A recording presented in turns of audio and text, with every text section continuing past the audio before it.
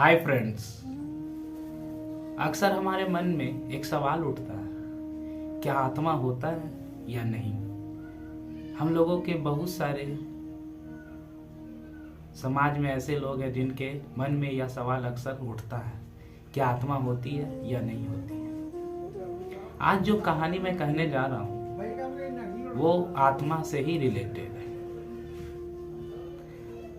ये कहानी सुनकर हो सके आपके प्रश्नों का उत्तर आपको मिल जाए। तो कहानी शुरू करते हैं दोस्तों। एक बार क्या हुआ कि एक आश्रम में गुरुजी हर दिन की तरह प्रातः के समय बच्चों को पढ़ा रहे थे। गुरुजी ने बोला कि आज का विषय है आत्मा। उसके बाद गुरुजी बोले, नैनम छिदन्ति शास्त्राणि नैनम दहति पावका ना चैनम क्लेदयन्ता यापो ना शोषयति मारुता।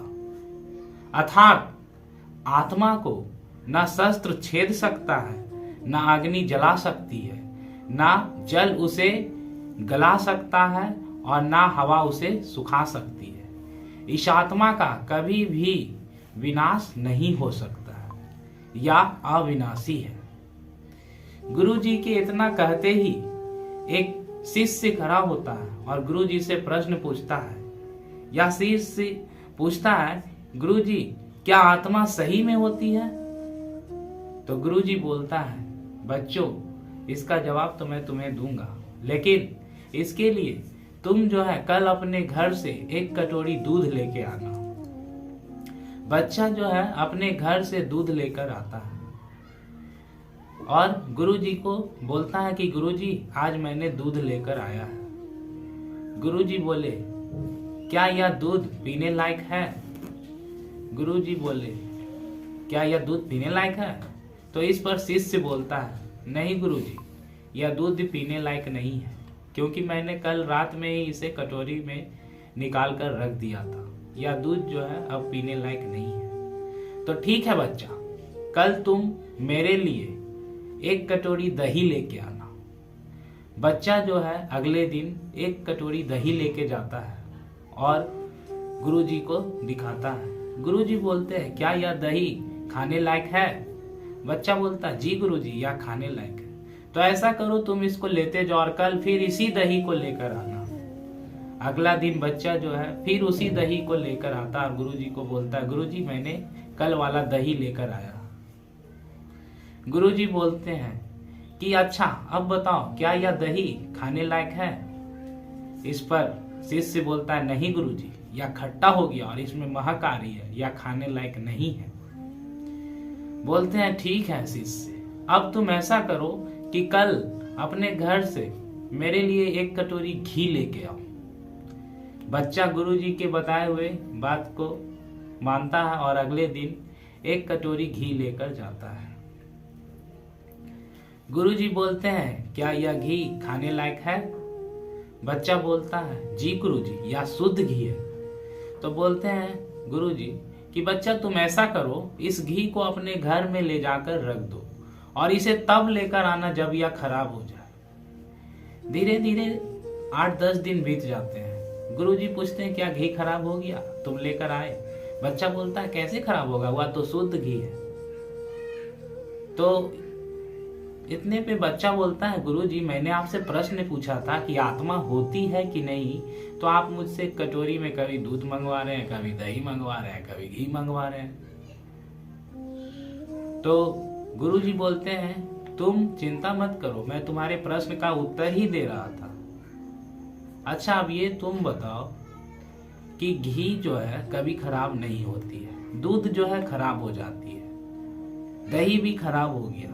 उसी तरह हमारा शरीर जो है वो एक दिन नष्ट हो जाता है, पर आत्मा जो है अविनाशी है, वह कभी नष्ट नहीं होती है। जिस तरह से घी बहुत दिनों तक खराब नहीं होता है, उसी तरह से आत्मा कभी नहीं मरती है, वह अविनाशी है, वह कभी नष्ट नहीं होती है। तो बच्चा बोला कि गुरुजी अगर आत्मा नष्ट नहीं होती है तो वो हमें दिखती क्यों नहीं है। तो इस पर गुरुजी बोले, क्या तुम दूध में घी देख लेते हो।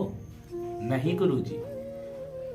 तो जिस तरह तुम दूध में घी नहीं देख पाते हो, दूध से घी उत्पन्न करने के लिए हमें सबसे पहले उसमें जोरन डालकर उसे दही बनाना पड़ता है, फिर उसको मथ कर मक्खन निकालते हैं, फिर मक्खन को उचित तापमान में गर्म करने के बाद हमें घी मिलता है। तो उसी तरह यह शरीर जो है एक दूध रूपी है और इसे ईश्वर के भजन से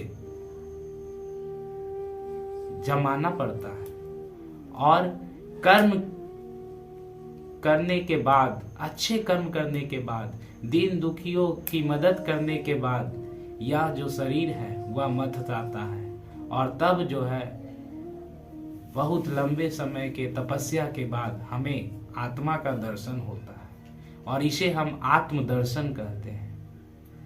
गुरु जी के इतना बोलते ही शिष्य जो है संतुष्ट हो गया, शायद उसे उसके प्रश्नों का उत्तर मिल गया। दोस्तों, मुझे लगता है कि आपको भी अपने प्रश्नों का उत्तर मिल गया। आत्मा जो है हर जीव के शरीर के अंदर होता है, पर जीवित रहते हुए इसका दर्शन करना हर किसी के बस का बात नहीं है। इसके लिए कठोर तपस्या, मानवता और धैर्य की जरूरत होती है, तब हम अपने आत्मा का दर्शन कर सकते हैं। आपको याद होगा कि भगवान बुद्ध को कितनी तपस्या करने के बाद आत्मज्ञान प्राप्त हुआ था।